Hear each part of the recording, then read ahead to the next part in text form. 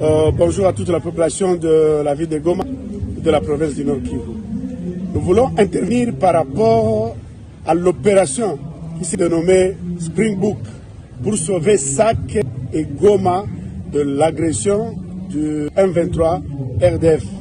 Et la société civile de la ville de Goma et les mouvements citoyens voulaient dire pourquoi aujourd'hui et pourquoi seulement SAC et Goma. Après un mandat de 22 ans, et quand on prenait toutes les entités à partir de Bunagana, et quand les ADF prennent aussi les entités tuent, persécutent au niveau de Beni, pourquoi seulement aujourd'hui?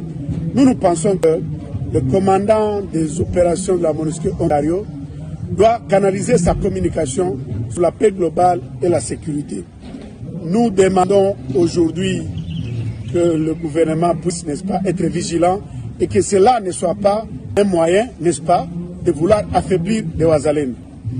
En fait, nous, on peut demander aussi à la population d'être très très vigilante. Nous devons contrôler les mouvements entrée et sortie de cette MONUSCO. Aujourd'hui, nous avons la jurisprudence. Ce qui s'était passé au Rwanda, c'est l'ami noir qui avait favorisé l'entrée du gouvernement de M. Paul Kagame dans les Kigali. Or, ils avaient dit à la population et au gouvernement d'Abiyarimana qui vont sécuriser Kigali, et c'est par après qu'eux-mêmes vont faciliter à l'entrée de M. Kagame dans les Kigali. Moi, je pense que nous devons être vigilants. Si on ne se met pas debout, cette MONUSCO risque de faire tomber Goma. Et comme vous le savez, la population du Nord Kivu exige que la MONUSCO puisse se retirer. La MONUSCO peut faire tomber Goma afin de se prévaloir, afin qu'il ait encore une valeur ajoutée vis-à-vis de la population.